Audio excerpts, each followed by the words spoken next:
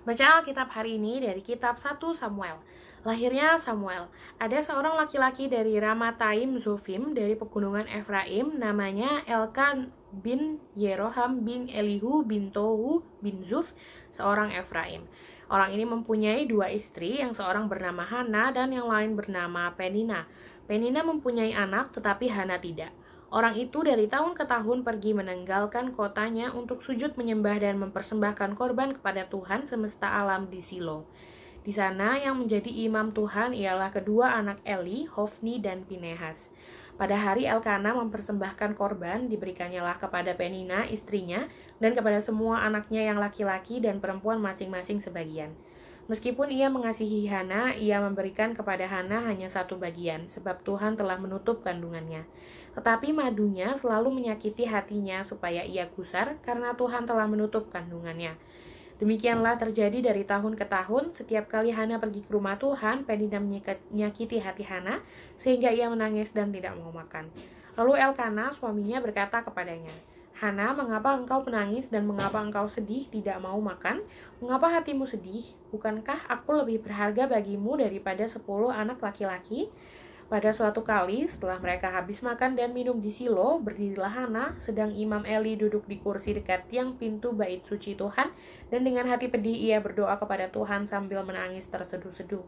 Kemudian bernazarlah ia, katanya, Tuhan semesta alam, jika sungguh-sungguh engkau memperhatikan sengsara hambamu ini dan mengingat kepadaku dan tidak melupakan hambamu ini, tetapi memberikan kepada hambamu ini seorang anak laki-laki, maka aku akan memberikan dia kepada Tuhan untuk seumur hidupnya dan pisau cukur tidak akan menyentuh kepalanya.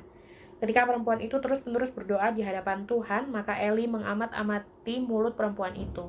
Dan karena Hana berkata-kata dalam hatinya dan hanya bibirnya saja bergerak-gerak, tetapi suaranya tidak kedengaran, maka Eli menyangka perempuan itu mabuk.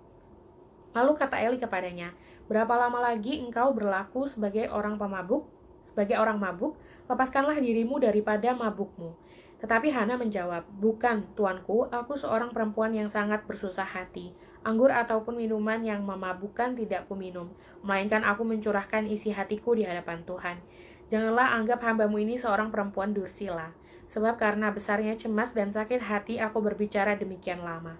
Jawab Eli, pergilah dengan selamat, dan Allah Israel akan memberikan kepadamu apa yang engkau minta daripadanya. Sesudah itu berkatalah perempuan itu, biarlah hambamu ini mendapat belas kasihan daripadamu. Lalu keluarlah perempuan itu, ia mau makan dan mukanya tidak muram lagi. Keesokan harinya bangunlah mereka itu pagi-pagi, lalu sujud menyembah di hadapan Tuhan, kemudian pulanglah mereka ke rumahnya di Rama. Ketika Elkana bersetubuh dengan Hana, istrinya, Tuhan ingat kepadanya. Maka setahun kemudian mengandunglah Hana dan melahirkan seorang anak laki-laki. Ia menamai anak itu Samuel, sebab katanya, aku telah memintanya daripada Tuhan. Elkana, laki-laki itu, pergi dengan seisi rumahnya mempersembahkan korban sembelihan tahunan dan korban nazarnya kepada Tuhan. Tetapi Hana tidak ikut pergi, sebab katanya kepada suaminya, nanti apabila anak itu cerai susu, aku akan mengantarkan dia. Maka ia akan menghadap ke hadirat Tuhan dan tinggal di sana seumur hidupnya.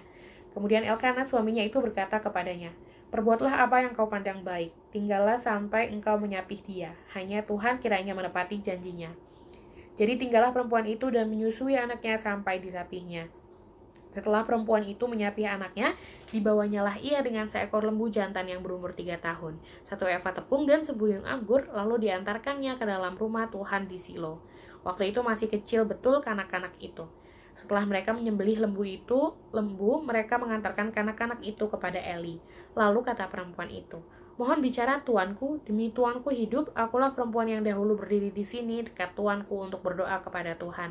Untuk mendapat anak inilah aku berdoa, dan Tuhan telah memberikan kepadaku apa yang kuminta daripadanya. Maka aku pun menyerahkannya kepada Tuhan seumur hidup, terserahlah ia kiranya kepada Tuhan. Lalu sujudlah mereka di sana menyembah kepada Tuhan.